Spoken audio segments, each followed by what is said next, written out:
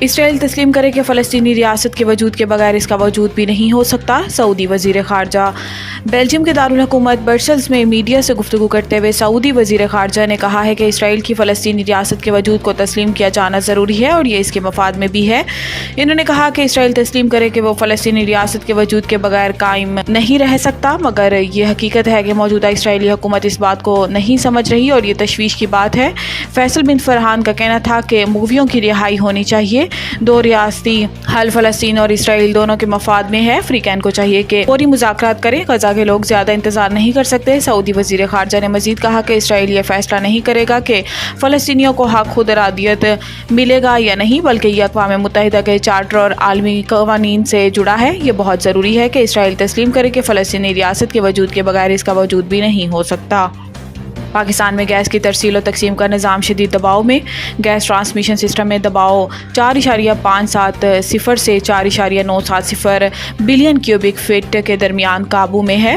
نیزوکام نے بتایا ہے کہ پاور سیکٹر کی جانب سے RLNG کی استعمال میں کمی کے باعث 25 اور 26 مئی کو گیس سسٹم دباؤ میں رہا۔ 5 BCF گیس پریشر کی وجہ سے ٹرانسمیشن سسٹم زیادہ غیر محفوظ رہا، جس کی وجہ سے پائپ لائن کسی بھی وقت پھٹ سکتی ہے۔ متعلقہ حکام نے اب ملکی گیس فیلڈ سے گیس کا بہاؤ کم کرنا شروع کر دیا تاکہ پائپ لائن بیک پریشر کم کیا جا سکے۔ یہ اقدام سوئی ناردرن گیس کے سسٹم میں کی گئی ملکی گیس فیلڈ سے گیس کے بہاؤ میں کمی سے موجودہ مقامی گیس کی پیداواری سطح کو برقرار رکھنے میں ناکامی کا خطرہ ہے، لیکن حکام کے پاس دباؤ میں کمی لانے کے سوا کوئی چارہ نہیں۔ گیس کی تلاش اور پیداوار سے متعلق کمپنیاں نے حکام کو بار بار خبردار کیا کہ گیس کے بہاؤ میں کمی سے گیس کی ترسیل کے نظام کو خطرہ ہے۔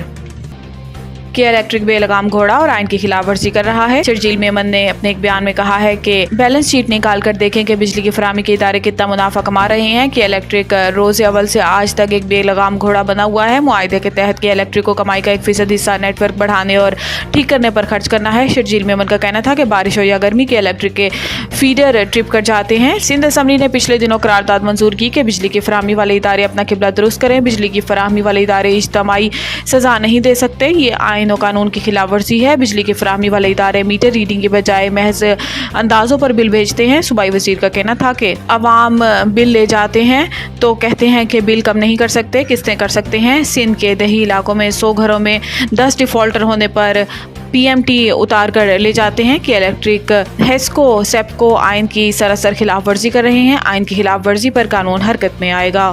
IMF کا دودھ گوشت کی قیمتیں مارکیٹ پر چھوڑنے کا مطالبہ۔ IMF نے پاکستان سے گوشت اور دودھ کی قیمت طے کرنے کا اختیار ڈپٹی کمشنر سے واپس لینے کا مطالبہ کیا ہے اور کہا ہے کہ دودھ اور گوشت کی قیمتیں ڈی ریگولیٹ کر کے مارکیٹ پر چھوڑ دی جائیں۔ حکومت نے IMF کے مطالبے پر مشاورت شروع کر دی۔ قیمتوں کو ڈی ریگولیٹ کرنے سے متعلق سمری ECC کو منظوری کے لیے بھیجی جائے گی۔ دوسری جانب وزارت national food security and research نے قیمتوں کی ڈی کیپنگ پر مشاورت طلب کی ہے۔ Pakistan dairy cattle and farms association نے قیمتوں کو ڈی ریگولیٹ کرنے کی کوششوں کا خیر مقدم کیا۔